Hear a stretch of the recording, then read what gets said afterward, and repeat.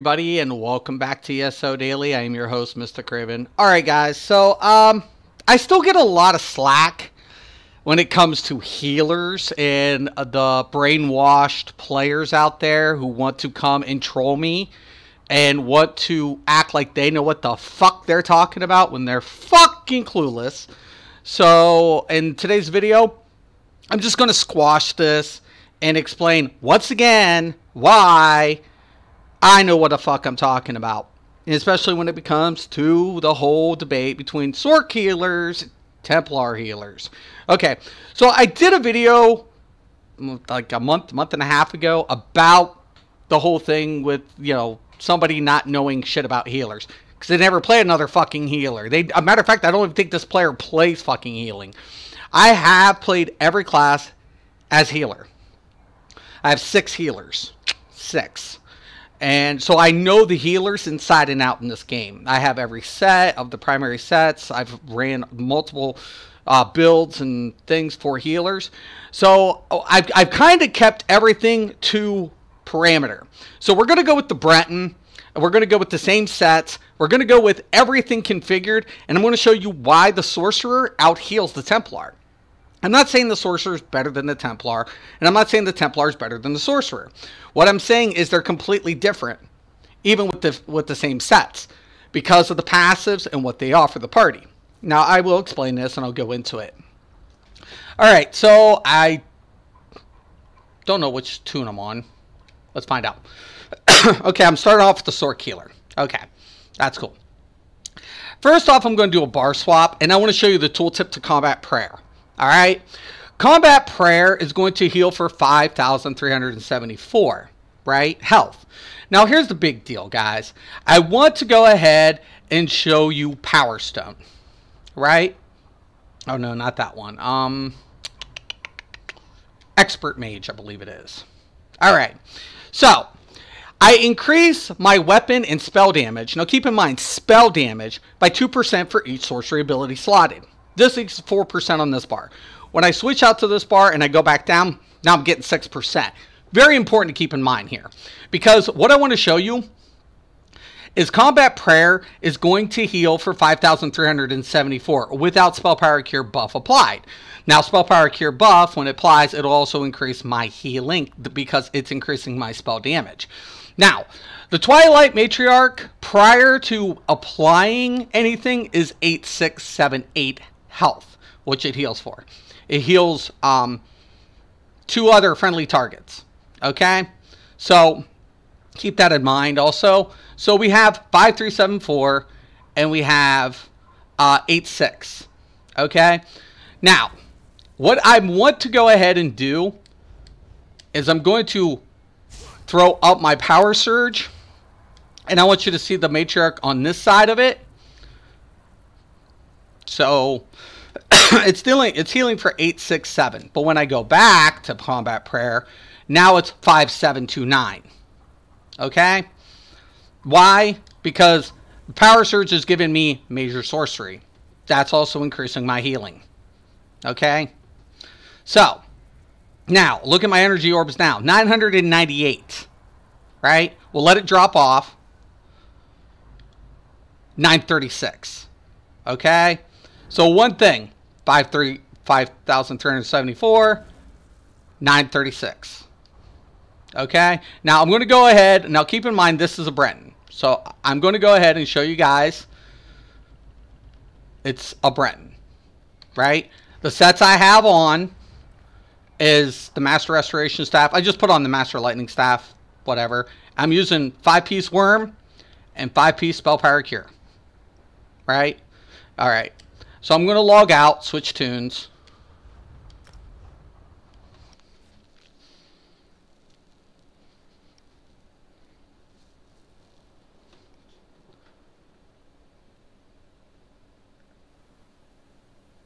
Now they look identical. Why? Because they're in the identical shit. But this is a Breton Templar.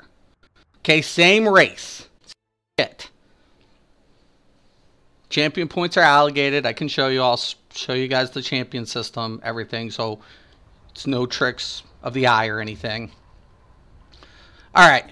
So on this, when I look over here at Combat Prayer, I'm only healing for 5-3. That's slightly less, right? What's even more crazy, if I decide to go with energy orbs, which I probably wouldn't, I'm actually still healing less, right? Why? Because I'm not getting that passive, right, that the sorcerers do.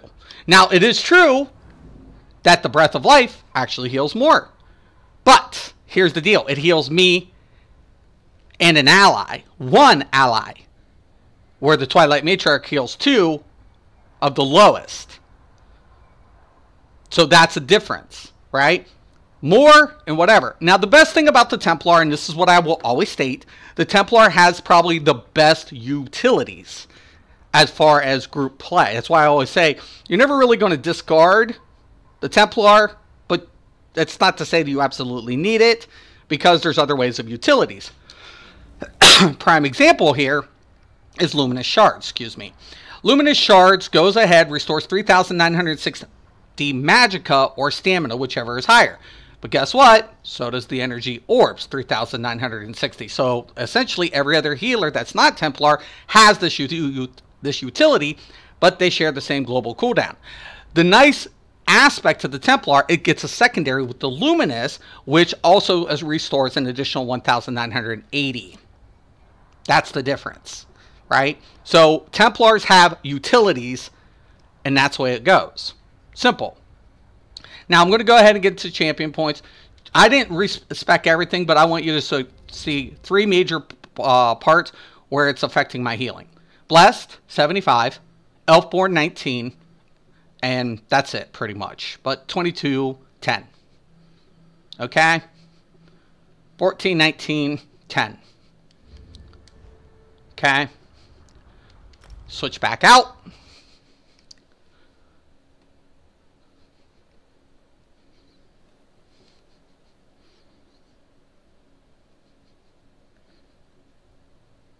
Go back into the Sorc.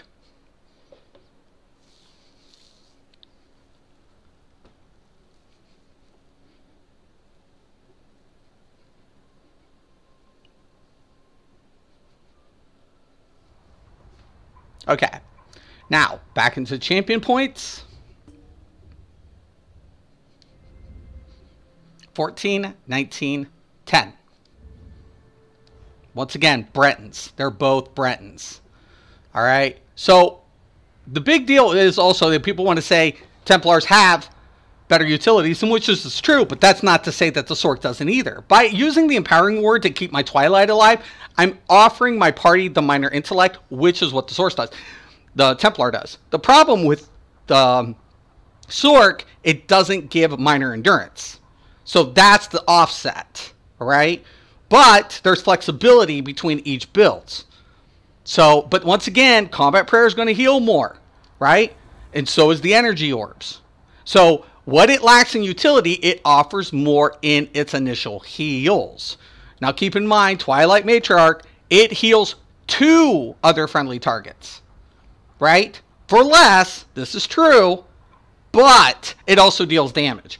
Now the Templar's ground heal does the same thing. So once again, guys, it's because of passives. It's because of those class passives that make each healer completely different. Not better, just different. They each have their own specific contributions to a party, right?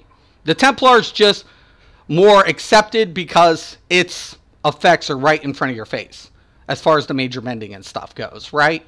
But when we go to Restoration Staff passives, right, we get major mending for doing a heavy attack.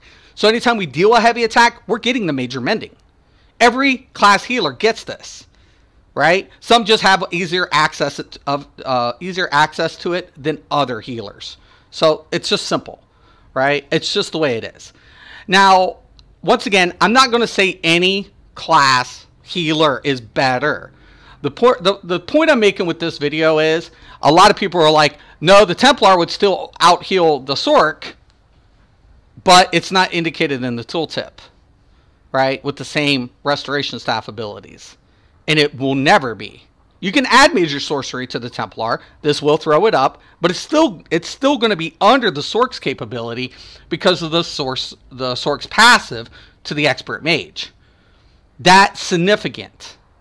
That makes a world of a difference. Also keep in mind that on this side, restoration side, I'm only healing for 8, 6, 7, 8. When I switch out, it should be a little higher. 8, 6, 7, 8. There should be 3 Sorc abilities. Do I have 3 Sorc abilities on this? 2. So that's 4. That's weird. That should be higher. But anyways, it's 8, 6, but it heals 2 instead of 1. But there it is. Energy orbs heals more. So does combat prayer. So does healing springs. So would take a DK, they would just laugh at me, is what he said. Well, Kevin, here's the deal. I've healed trials with the DK, but I only roll with certain players. I have the Twilight Remedy on my DK healer because of the orb proc. So, I mean, and I know a bunch of DK healers. And actually, there's a very popular YouTuber. Her name is Ilola. I don't know if she does trials, but she's a DK healer. Her main's a DK healer. She's really good. She's really, really good. So, you know, every class can play every role. Everybody's just different. That's all it is. It's simple. It's simple, guys. I've rolled 6 healers. I played content. Now, I don't do trials all the time. I do admit this. But when I do, I can take any of my classes. Now, I haven't tried the Sorc healer in a bet trial yet. I've been so busy. I want to put him in it. Now, Twilight Matriarch has a couple of flaws because when it dies, you're missing a heal. That's kind of why you want the shield, but in Halls of Fabrication, the problem of it is so much damage is going on, a Powering Ward can drop, and if AoE ability hits, your Twilight Matriarch is out the window. And I don't know if Zoss is ever going to address this issue with the Matriarch, maybe give it a little bit more resistance or so on and so forth, but it wouldn't hurt. But needless to say, you can play other healers or other tanks with other classes, right? I mean, it's kind of funny because at one time a lot of players said sorcerers are only good for magical builds, but how many people rolled up Stam Sorcs later on? It's the same principle, guys. It's the same principle. The devs have made Elder Scrolls true to that. So when people want to go ahead and say, well, if you're using Necropotence on a Sorc healer, that's why it's healing more because of the extra magicka, it doesn't matter. I can put him in the same gear as the Templar. He's going to out-heal the Templar. It's just a fact because of the passives. I'm sorry, guys. I'm sorry. So, once again, man. But if you have any questions or comments, I'll probably get a shitload of comments and trolls. Please post below. I hope this video helps people. You know, let's see, useless. My trial guild laughed at me at first. Also, I told them just try it. Now I'm regularly requested. What kind of healer you run, useless? You run a DK? I think you run DK, don't you? Yep. DK healer. Telling you, if you get the DK healer down, if you get it down, nothing is more satisfying than running a DK healer, and especially in trials.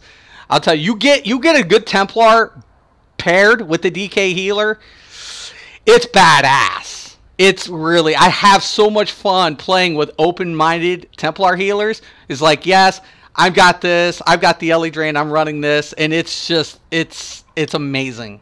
It's a fucking amazing combo. It's because I mitigate, heal the difference, kind of reserves up some of the Templars, magicka. You know, he runs Worm, I run Remedy. It's amazing. It's really fucking amazing, actually. You know, once you get a good, you have to know your shit as far as mechanics, but an amazing healer, nevertheless. And once again, I want to thank ZeniMax. ZeniMax, thank you guys. You know, this is why I do YouTube, and I'm so proud that this game has kept every class viable for every role. Once again, thank you, ZeniMax. It's amazing. You guys do such a great job, man.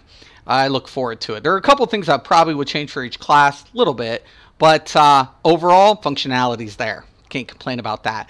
And for all my trolls, yeah, well, it is what it is. You know, but once again, if you have any questions, especially comments, post below. I want to thank everybody for watching, and keep in mind, I run healers, and have a nice day.